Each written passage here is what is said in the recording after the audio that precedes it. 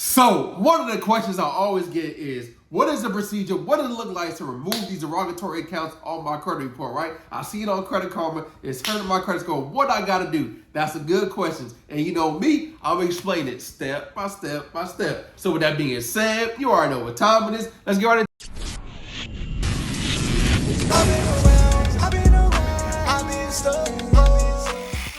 family. I'm back with another one. Hey, if you're new to the channel, welcome to the family. So in today's class, we're going to be learning what is a derogatory account, what's the procedures on how to remove them, what's the steps if they come back verified, and giving you everything you need so you can get that house, that car, whatever you're trying to get, personal funding, business funding, whatever that looks like. So grab a pen, go get some paper, and you know what you got to do.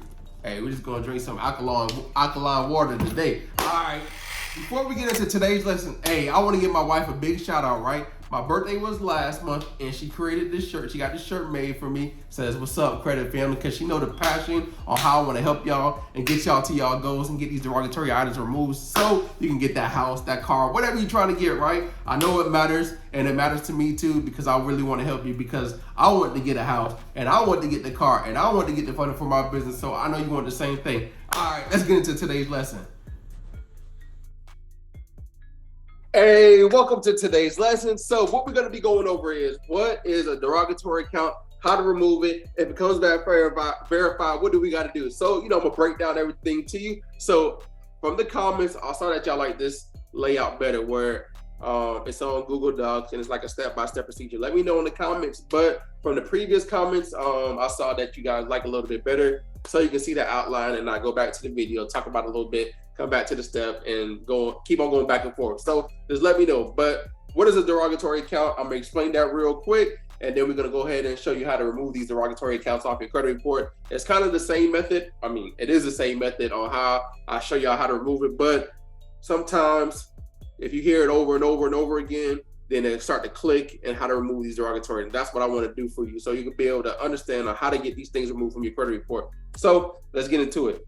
So I know all y'all have Credit Karma, right? So what we're going to do is break down derogatory accounts. So pull out your Credit Karma and let's see what's holding your credit score back. Now, I made a video about this a few days ago, 4 or 5 days ago, but I know there's new people. But derogatory accounts, right? Now you'll see this on your credit Karma, and you'll see all the derogatory accounts. Now that could be a collection, that could be a charge off, that could be eviction, that could be eviction. Those are considered derogatory accounts. So what we want to do is make sure we pinpoint all those things, but we can't use Credit Karma to actually dispute. What you want to do is get a credit monitor, right? Whether that's Smart Credit, Identity IQ, My FICO Experience. You want to see all the derogatory accounts that's holding your credit score back because we need an account name, we need an account number, and we need to see all the different type of things that's like the open date last active, and all those different things so we can properly dispute and get these negative items off our credit report. So the first thing you want to do is see all the things that's holding your credit score back. Now you understand what a derogatory mark is. Now what we want to do is set the credit bureaus up first, but of course there's a procedure on how to do it before we actually send off the first dispute letter. A lot of people skip this and go on here and do it online and dispute, and it comes back verified. They get upset, they get frustrated. I was in the same exact position, but what you want to do is not dispute online, but actually send a letter in and actually set the credit bureaus up first, get the investigation to come back, and then we properly set them up to knock them accounts one by one, right? It's gonna take time. They're not all gonna come off at the same time, but if we continue putting in the work, continue putting that pressure on the credit bureaus, then eventually it's gonna come off, and then eventually you're gonna get to your goals, and then you're gonna eventually be happy, and then you're gonna be like, all right, it finally worked, I'm good to go. Now let me help the next person and continue helping the next person. So let's get into step number 1, step number 2, step number 3, step number 4, so you can go ahead and put in the work. All right, now we know what a derogatory account is and what is holding our credit score back. What we want to do now is step number 1. Step number 1 is actually having the end in mind, right? So the end in mind, I already talked about. So you should already know what you really want, right? Whether that's a house, a car, or funding for your business. You already kind of have an understanding on what you really want. Now, step number 2 will be just previously did was analyze our credit report. Now, we're not disputing. I'm gonna repeat that. We're not disputing. We're just seeing what's on our credit report. Now, after you see what's on your credit report, then you move on to the next step, right? A lot of people just, like I talked about before, just say, it's not mine, it's not mine, it's not mine, it's not mine. And if you continue saying it's not yours, it's going to keep on coming back, verify, verify, verify. So instead of saying it's not mine, there's a framework that we're going through right now. So you use this framework to remove negative items off your credit report. Now, this takes time. I'm going to repeat it again. It takes time. It might not take 30 days. It might not take 60 days. It might not take 90. It might take a year. It might take 7 months. It might take, it all depends, right? It just, you never know when it comes to the credit bureau. So what we want to do is just have all the documentation, because what we want to do is leverage it and use the CFPB. CFPB sometimes, be tripping. However, Attorney General, we want to use BBB. We want to use everybody. We want to exhaust all resources. But most importantly, clean your personal information. Step number 3 is cleaning up the personal information. Now, we talked about this in previous videos, talking about cleaning personal information. Now, this takes time. I had a few people ask me, what should I do when it comes to cleaning personal information? Let me break this down to you one more time. When it comes to cleaning your personal information, now, there are multiple ways to clean your personal information. Yes, you can send a letter in.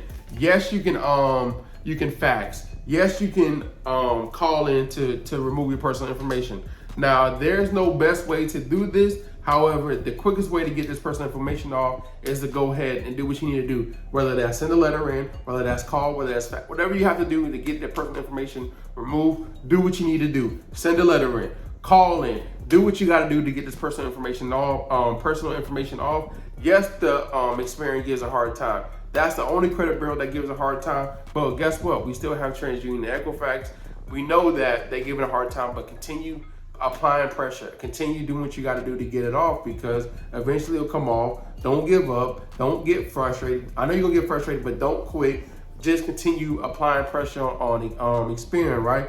Now, TransUnion, Equifax, we good to go when it comes to personal information. Now, sometimes they give a hard time as well, but as long as you apply a little bit of pressure, then they fold, right? So use the CFPB. I showed y'all how to use CFPB when it comes to removing personal information. All you have to do is just say that they're not cooperating. Put it in. Put your right personal information. Put the letter in. Do what you need to do. That's it when it comes to personal information, right? There is no best way to remove it. Just do it and then move on to the next step. Now, if it don't come off, just continue moving to the next step, right? Because your time is very valuable. Your time is very valuable, right? Everything else you can get back besides your time. So go ahead and continue, move on to the next step and just continue the process. Now, hushing those snitches, right? Hey, it's like one of my favorite steps, hushing the snitches. Now, we talked about there's various different snitches, but we talked about this. But most importantly, you want to hush these ones right here. Man, there is so many snitches out there, right? However, I feel like you need to go ahead and hush these this top 11, top 10, 11 snitches out there that you want to go ahead and just quiet them real quick when you're doing the disputing process. So there's LexisNexis, CoreLogic, SageStream, Innovis, Factor Trust, Checks. There's so many, LCI. There's so many out there that you want to hush them up real quick. Gotta hush them up real quick so we can go ahead and move on to the next step, right? Now, if you don't feel like hushing them up, you can go on to the next step, right? Setting everybody up is just telling the credit bureaus to do an investigation, right? So step number 5 is just telling the credit bureaus to do an investigation. Now, this is the process where you have to wait, and every day feel like a long time. I know how it feels. I know what you're going through because I went through the same process.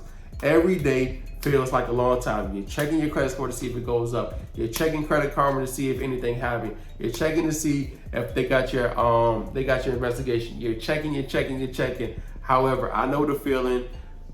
Just don't drive yourself crazy looking at Credit Karma score, because your Credit Karma score isn't your real score. Your FICO score is what your real score is. So what I tell everybody is the end of mind is very key. That's why I said, what is your goal? What are you trying to get accomplished? Now, if it's a house, now we don't have to have the perfect credit score to get a house, as you know. Now, the better our credit score, the better the interest rate. So of course you want to get a 680 or higher when it comes to getting a house, right?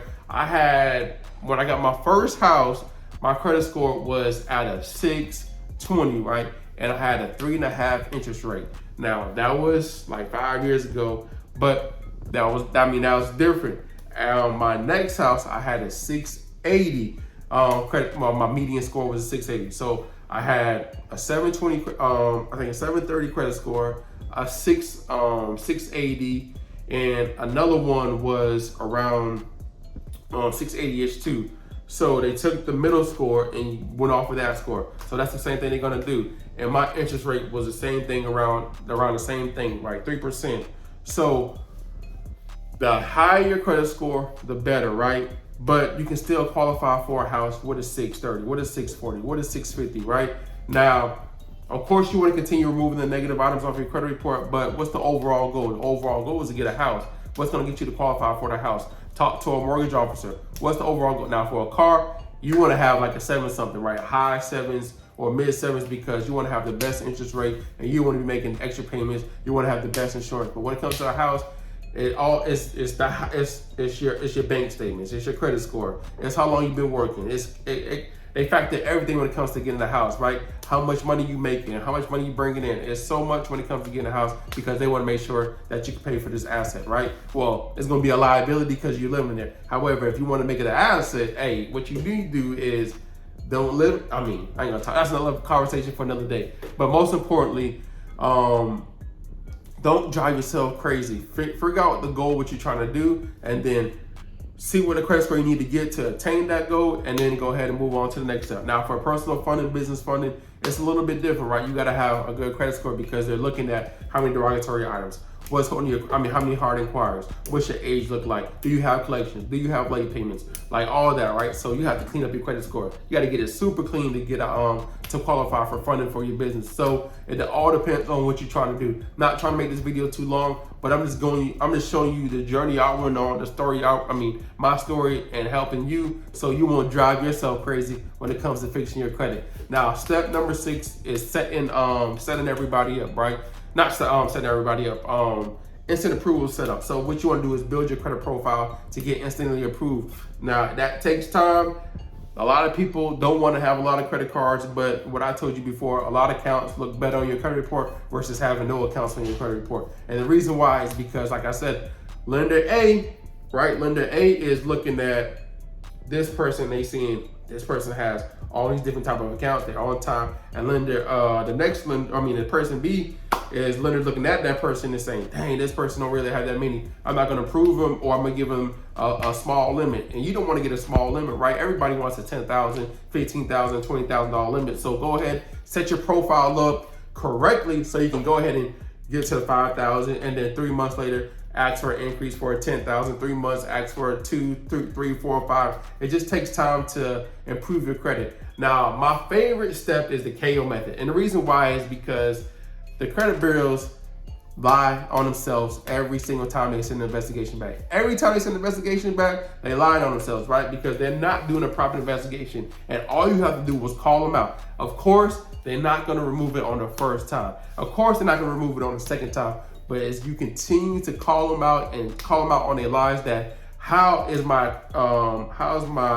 this account accurate if this is wrong, this is wrong, and this is wrong? How did you do an investigation if this is if according to the law that you have to talk to this person, you got to talk to that person, talk to that person, and talk to this person? How did you do it, right? So that's all you have to do is just continue calling them out. As long as you continue calling them out, eventually it's going to come off. Now, some might come off Experian, some might come off on TransUnion, some might come off on Equifax, but it's different for every, it's not different, but you want to continue sending the letter in and continue sending certified and add 2 forms of identification. And this is how you clean up your credit, right? As long as you continue doing the same thing, there is nothing I talk about that's different. But what I'm doing is giving you structure. And a lot of people don't give you structure. I'm giving you a step-by-step so you can go ahead and do it. Now, it takes time. Now, people might learn a little bit different. That's why I show you different ways on how to do it. Now, see if after that stuff comes back, then you want to use the CFPB. Then you want to use the Attorney General's office. Then you want to use the BBB, because what's going to happen is now, not only are you sending off one letter, you're sending off a letter to CFPB. You're complaining with the CFPB. You're complaining with the Attorney General's office. You're complaining with the BBB, right? Now that's 4 different times you're sending. That's 4 different rounds. That's 4 different ways you're doing it in 1 month versus every 30 days waiting and waiting and waiting and waiting. And that's what's different between us and other companies, right? We don't do that, right? We want to make you get the best results. So if you sign up with us, what we do is we set the credit bureaus up first, and then we wait for the investigation to come back. And then what we do next is use the dispute, the complaint with BBB. But not only we complaining with the credit bureaus, we complaining with every single collection. So instead of just sending one letter off, we're sending like 15, 20 letters off at one time for one person. And that's what's different. And you can do the same thing, because not only are you complaining with the credit bureaus, you're also complaining with the collection agencies or the charge off, all the different type of accounts that's holding your credit score back. We sending those letters out. We knocking them off. And this is why knockout method is it takes time. It takes time. But like I said, this time is worth it, because now you can get the house. Now you can get the car. Now you can get the funding for your business. Now you can get everything you need when it comes to credit. And you don't have to feel like, oh man, somebody's gonna check my credit score. It's gonna be bad. You don't have to have that feeling no more. Once you put in the work, it might take a whole year to clean up your credit, but that whole year is gonna be worth it, because the next years after that, you're gonna be able to get everything you want. All right, I know I had enough to say, but if you need help, if you need assistance, if you don't have time to do it, you can always holler at me. Me and my team will be able to assist you with that. However, if you want to do everything on your own, you can go ahead, grab my free secret letter, grab my dispute playbook, right? Use the secret letter first. If you don't have the money to get the dispute playbook right now, then wait, right? Or if you don't have money, or the KO letter is $7. So I know everybody has $7. That's just that's less. That's less than the Big Mac meal. So go ahead, get the secret letter. The link's in the description. The playbook, not the playbook, the KO letter, you can go ahead and get that. That's after the secret letter. I'll give you that offer to go ahead and grab it. But go ahead, grab it. And if you need assistance, you can reach out to my team. The link is in the description. If you have any questions, any comments, just drop them in there, and I'll see you in the next lesson.